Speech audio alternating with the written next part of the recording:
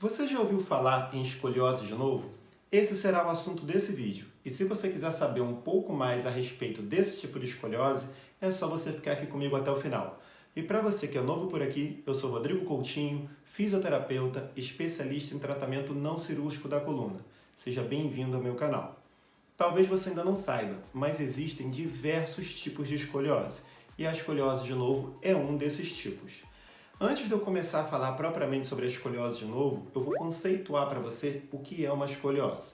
Dessa maneira, a definição de escoliose é uma condição que causa alterações tridimensionais na coluna vertebral e no tronco. Ou seja, a escoliose é uma condição que ela vai causar um desvio lateral da coluna vertebral associada a rotações vertebrais e mais, causa ainda alterações nas curvaturas fisiológicas primárias da coluna vertebral, que são as lordoses e a cifose.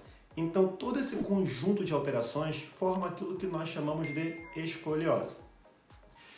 Apesar dessa definição servir para todos os tipos de escoliose, as escolioses elas se diferenciam principalmente em sua gênese, ou seja, o que faz com que essas escolioses se desenvolvam.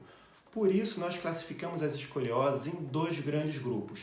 O primeiro grupo das escolioses primárias ou idiopáticas, que são as escolioses onde não existe uma causa pré-existente conhecida, ou seja, simplesmente essas escolioses se desenvolvem em crianças e adolescentes aparentemente saudáveis, sem que nada conhecido tenha sido responsável pelo início dessa escoliose. Isso significa que até hoje não se conhece a causa desse tipo de escoliose. E essas escolioses são as mais prevalentes, ou seja, 80% do total de escolioses são as escolioses idiopáticas. E temos o segundo grupo das escolioses secundárias, onde a escoliose de novo vai se enquadrar. Nesse segundo grupo de escoliose, ela existe uma causa pré-existente que dá início à escoliose, ou seja, a escoliose ela é secundária a um fator causador primário, como, por exemplo, uma diferença no tamanho das pernas. Isso pode fazer com que a pessoa desenvolva uma escoliose, contudo, seria uma escoliose funcional. E essa escoliose ela é secundária a essa diferença, a essa assimetria no tamanho dos membros inferiores. Mas, dito isso, vamos passar então a falar sobre a escoliose de novo. O que seria a escoliose de novo? A escoliose de novo também é conhecida como escoliose degenerativa primária. Isso porque essa escoliose ela se desenvolve na fase adulta, o que já a diferencia da maioria das escolioses que atingem crianças e adolescentes. Ela começa a se desenvolver do zero na fase adulta, normalmente em pessoas a partir dos 50 anos, e tem grande relação com os processos degenerativos da coluna vertebral.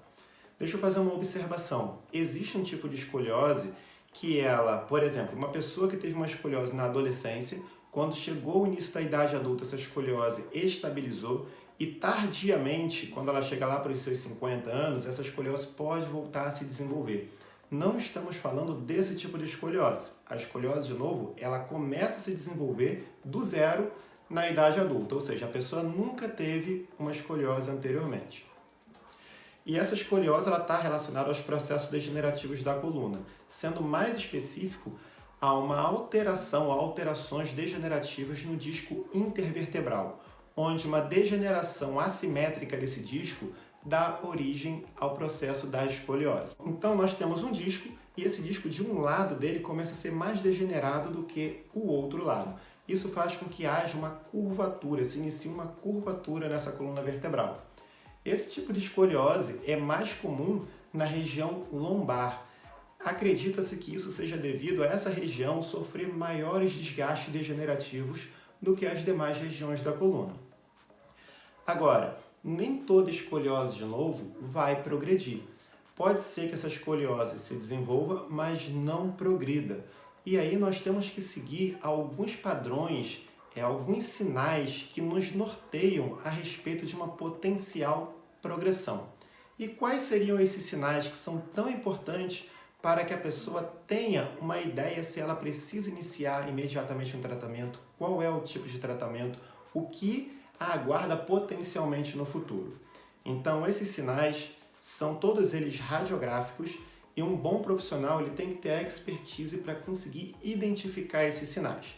Antes mesmo de eu falar sobre esses sinais, se você está gostando desse vídeo e não está inscrito ainda aqui no canal, se inscreve, ative esse sininho das notificações para poder você ser avisado de todo o conteúdo que for colocado aqui. Se esse vídeo servir para alguém que você conheça, compartilhe, ajude divulgando informação. Se você está gostando, não esquece de deixar o joinha e se tiver alguma dúvida, coloca aqui embaixo que eu vou responder assim que possível. Bom, os principais sinais que vão nortear a respeito de uma potencial progressão da escoliose de novo são ângulo de Cobb maior ou igual a 30 graus. Então a gente tem que lembrar que essa escoliose ela parte do zero. Então, se ela se desenvolver até 30 graus, há grande possibilidade dessa escoliose continuar progredindo a longo prazo. Então, é necessário ser feito todo um acompanhamento e também um tratamento. Já vou falar um pouco mais a respeito do tratamento à frente. Além desse ângulo de Cobb acima, a partir de 30 graus, nós temos também um outro sinal radiológico que é a linha intercrista passando por entre L5. Vou traduzir isso aqui um pouco. Nós temos dois ossos no quadril chamado íleos.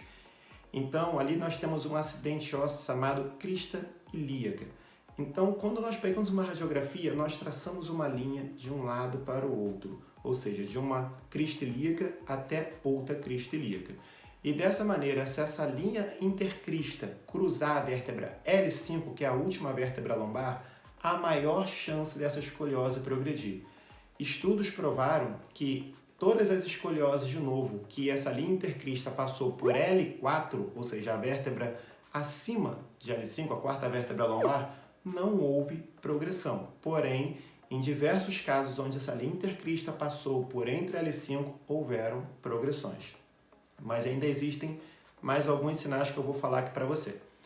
Tem também a translação lateral da vértebra, ou seja, ocorre uma listese da vértebra. A vértebra ela escorrega lateralmente no sentido da convexidade da curvatura. Quando essa translação lateral é maior ou igual a 6 milímetros, também há grande risco de progressão. Se ela for menor do que 6 milímetros, o risco de progressão é bem menor. E o último sinal, mas não menos importante, é o grau de rotação vertebral. Esse grau de rotação vertebral, quando nós mensuramos eles através do método de Nash-Moe, nós vamos ver o nível em que essa vértebra está rodada. Quando ela chega ao grau 2, já existe maior potencial de progressão. Em graus menores, não foi encontrado esse potencial de progressão. E aqui eu quero fazer mais uma observação. Pode ser que essa rotação vertebral esteja associada àquela listese, ou seja, aquele sinal que eu falei anteriormente. E aí nós chamamos isso de desvio rotatório da vértebra. Isso é um sinal onde caracteriza um maior potencial de progressão. Agora vamos falar um pouquinho a respeito do tratamento. No caso da escoliose, de novo, o tratamento ele pode ser conservador ou cirúrgico. E, claro, é preciso, como em todo tipo de escoliose, considerar diversos fatores individuais. Eu vou citar aqui um exemplo bem clássico. Quando estamos tratando uma criança ou um adolescente com escoliose, é comum que a curvatura dessa criança, desse adolescente, seja mais flexível do que uma curvatura no adulto. Então, isso já dá um bom norte para o tratamento. No adulto, principalmente adulto na idade de 50 anos, é mais comum que essa curvatura esteja mais rígida. Então, aqui eu já pego um bom exemplo. Vamos supor que eu preciso utilizar um colete. O colete ele vai ter um pouco de resistência devido a essa rigidez da curva. Nesse caso, é necessário primeiro trabalhar a flexibilidade. Isso considerando que essa pessoa precise do colete. Normalmente, o colete, nesse caso, ele está mais associado a casos onde há sintomas de dor.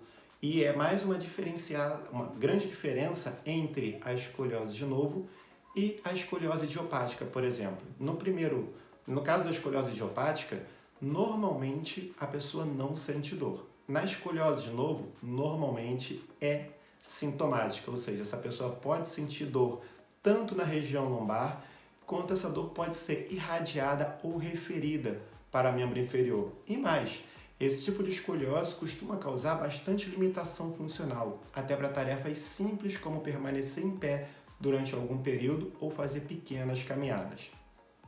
Então, no caso da escoliose de novo, é importante você estar sendo assistido por um profissional especializado no assunto, que saiba identificar os sinais, saiba identificar as individualidades, para que o tratamento seja direcionado para o seu caso específico. É possível fazer o tratamento em alguns casos apenas com os exercícios fisioterapêuticos específicos para escoliose. Em outros casos, pode ser necessária a utilização simultânea a esses exercícios do colete, geralmente o colete tridimensional, e infelizmente há casos em que o último recurso será a cirurgia, e na verdade o único recurso será a cirurgia, mas diversos fatores devem ser levados em consideração. Eu espero que esse vídeo tenha sido de grande valor para você e eu vejo você na próxima. Tchau!